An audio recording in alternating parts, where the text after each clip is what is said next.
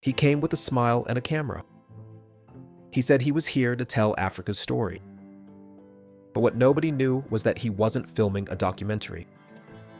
He was mapping secrets. He wasn't hunting truth.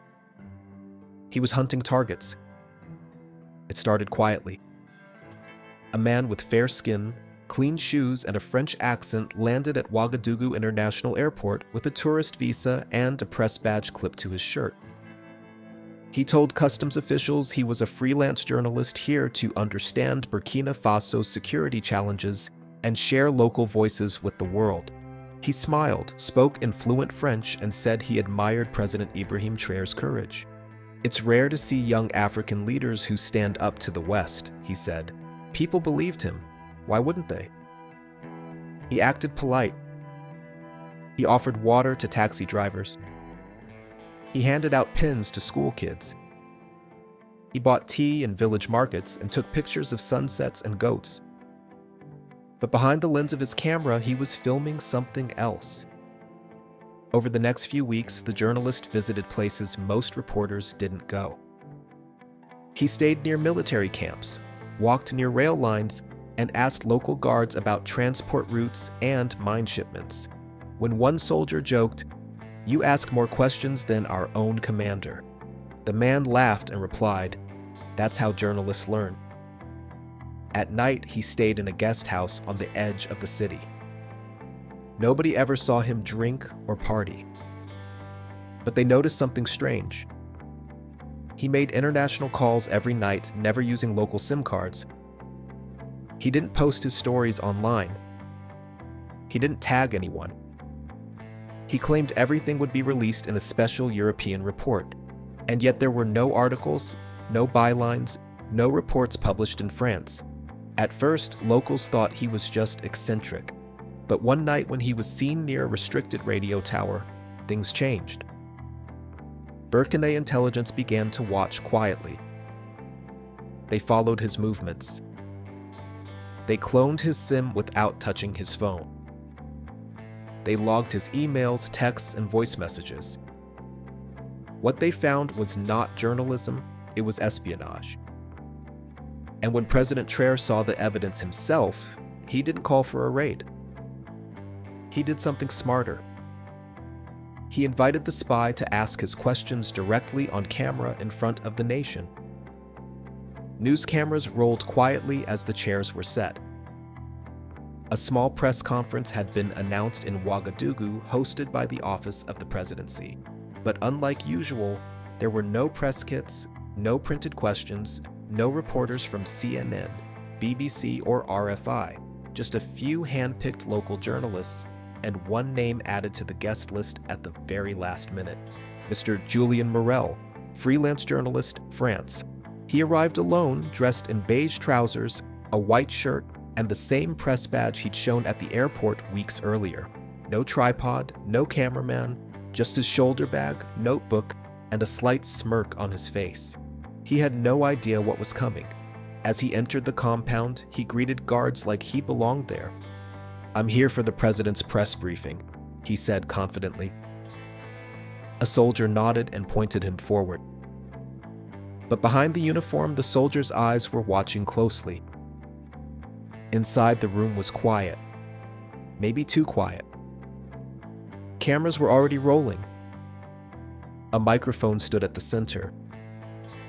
There were only 6 chairs for journalists, lined in a half circle. Julien sat down casually, opened his notebook, and looked around. No one smiled at him. No one greeted him.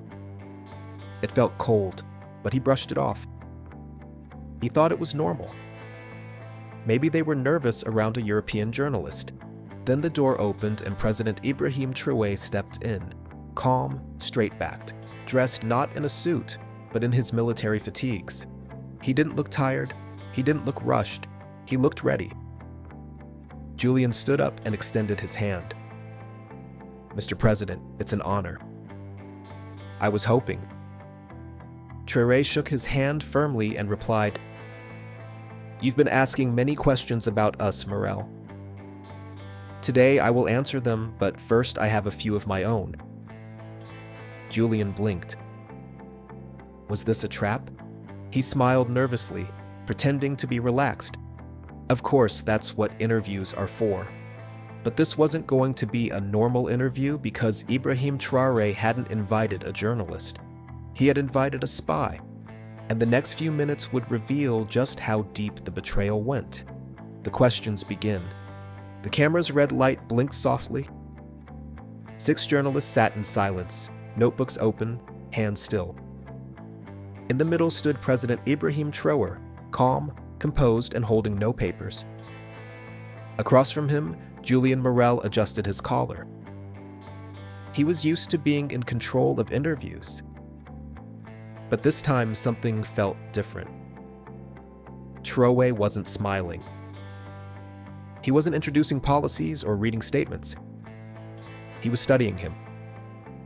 "Mr. Morel," Traore began, "you've been in our country for 23 days, correct?"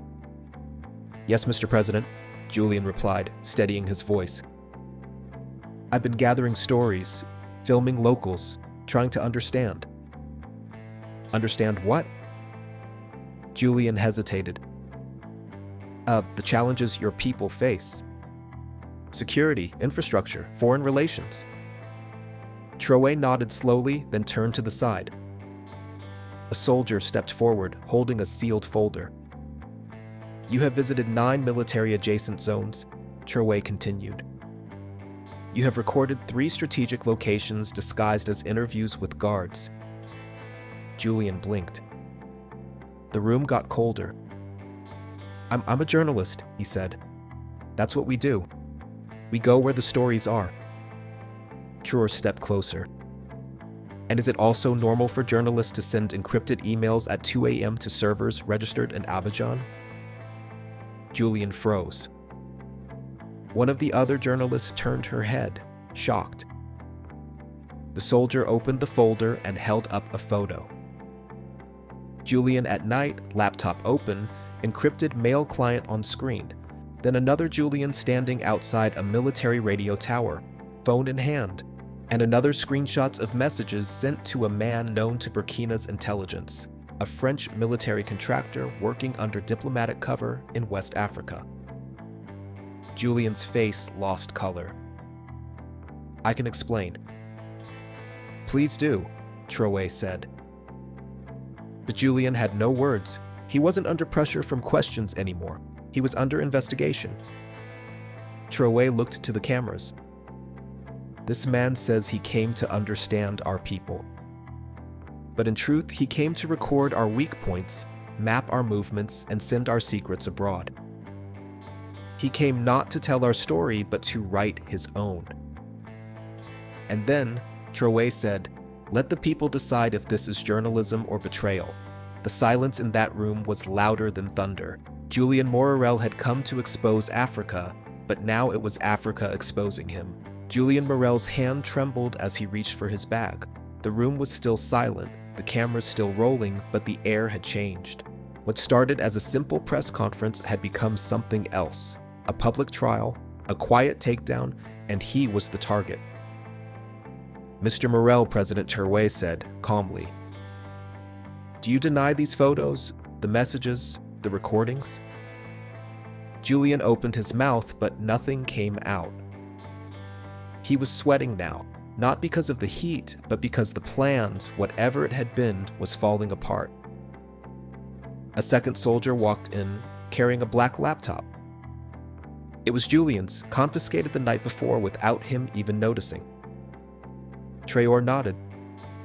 The screen was switched on. "Let us show you something," he said to the room. The projector lit up the wall. There it was. A real-time map of Burkina Faso with pins on oil routes, mine locations, and 2 unmarked military storage depots. Found in a folder labeled for review. "Côte d'Ivoire client," Traoré said. Gasps echoed around the room. Julian shook his head slowly. "I didn't mean it was just notes. I didn't send then explain this." Traoré interrupted. He raised a paper with one printed email. "Target's movements predictable. Palace security thin near Westgate can be monitored for future asset placement. Julian's face turned pale. No, that's not. It's fake.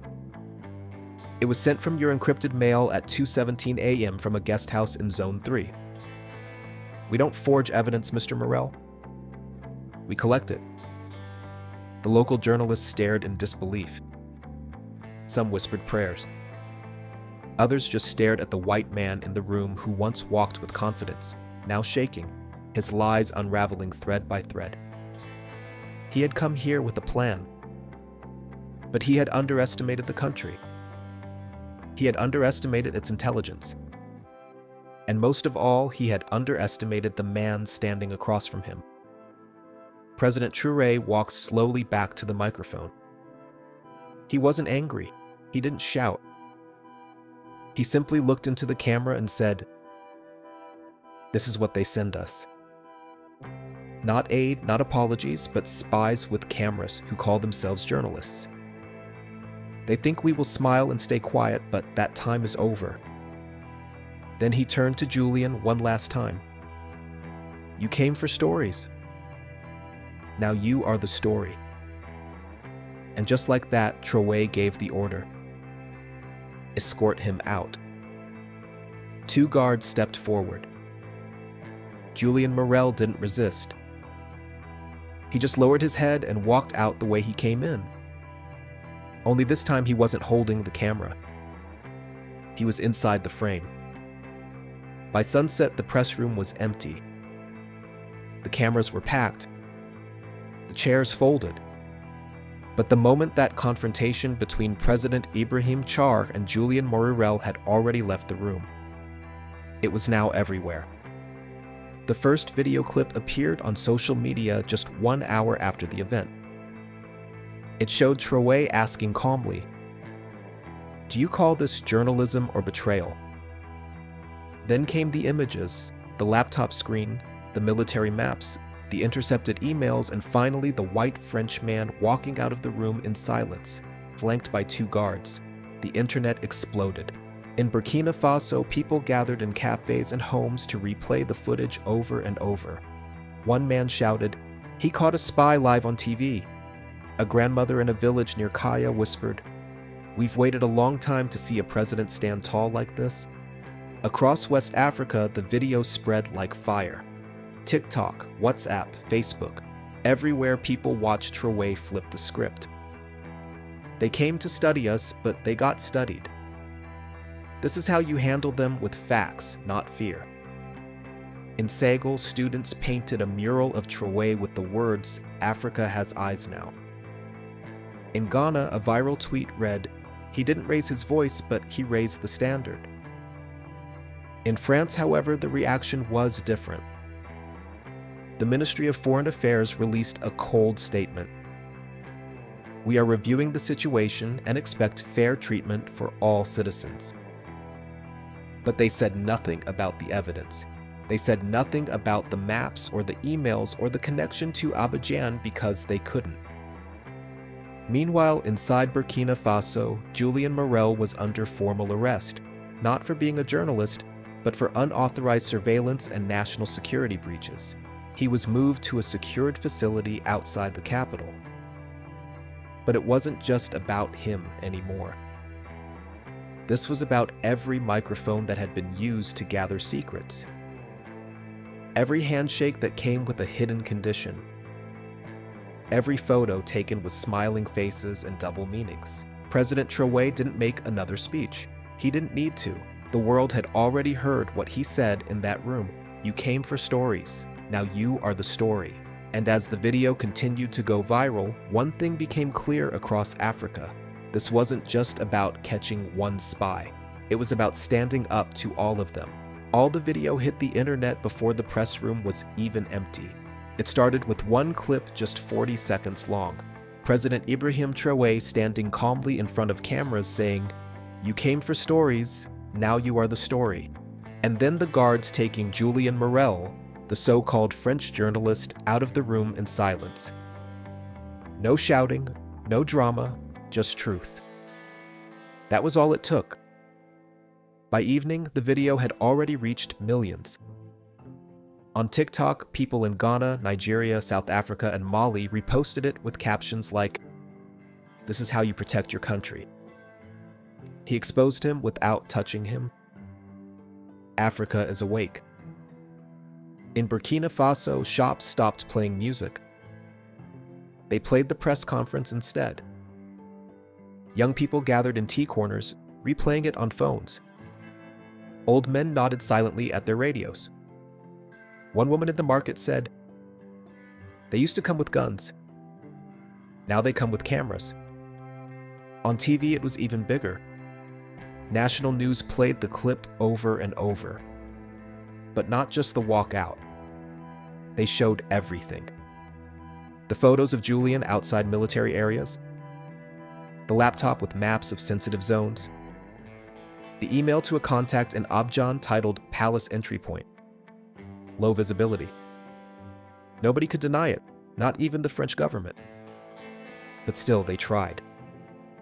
In Paris, they released a short statement. "We are following the situation and will ensure our citizen is treated fairly." But they didn't mention the evidence. They didn't deny it. They didn't even try to explain it because they couldn't. Meanwhile, in West Africa, the feeling was different.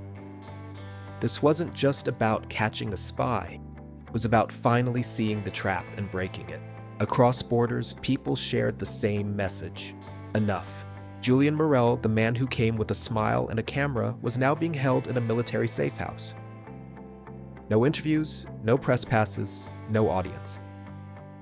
He asked to speak to a lawyer from the French embassy. But Traoré gave his answer publicly. "We have a bigger case to answer, and it belongs to Africa." And just like that, the man who once came to expose others was now the one being exposed in front of the whole world. The press conference was over. Julian Morel was gone. Not out of the country, but inside a military detention site waiting for trial. The world had watched it happen. The video had made it to every corner of the continent. But President Ibrahim Traoré stayed silent. For 3 days, he didn't speak a word to the press. He didn't need to because the evidence spoke for itself. But on the 4th day, he walked out of the palace, not to stand behind a podium, not to speak to foreign reporters, but to address his people. The setting was simple, a school courtyard. Children sat on the floor. Farmers stood at the back, traders, drivers, students, and even soldiers. They all came. No one held a script, no one handed him notes. He stood in the sun and said, "They have been watching us for years, not to help us, but to control what we say, what we build, what we dream. They sent one man with a camera, but it wasn't a camera. It was a weapon pointed at our future." He looked around the crowd and continued. That man said he was a journalist. But his memory card carried more maps than interviews, more base locations than quotes, more targets than truth. He didn't come to tell our story. He came to steal it. The people stood in silence. Some nodded. Some cried. And then he said something that would echo across Africa. To the next one who tries this, the next man who comes smiling with soft words and sharp wires hidden in his bag. "Don't mistake our silence for blindness. We see you now." That one line became a movement on walls in Ouagadougou. It was painted. "We see you now." In TikTok videos across Ghana and Nigeria, "We see you now." And in university halls from Dar to Dar es Salaam, "We see you now." No arrests were made beyond Julian Morel. No embassies were stormed. There was no chaos, only a quiet message delivered with calm fire. "You taught us how to hold a camera. Now we know how to aim it back." That's how it ended. No gunfire, no shouting. Just one man caught in his own game. And a continent reminded of its power. Because this time, Africa didn't stay quiet.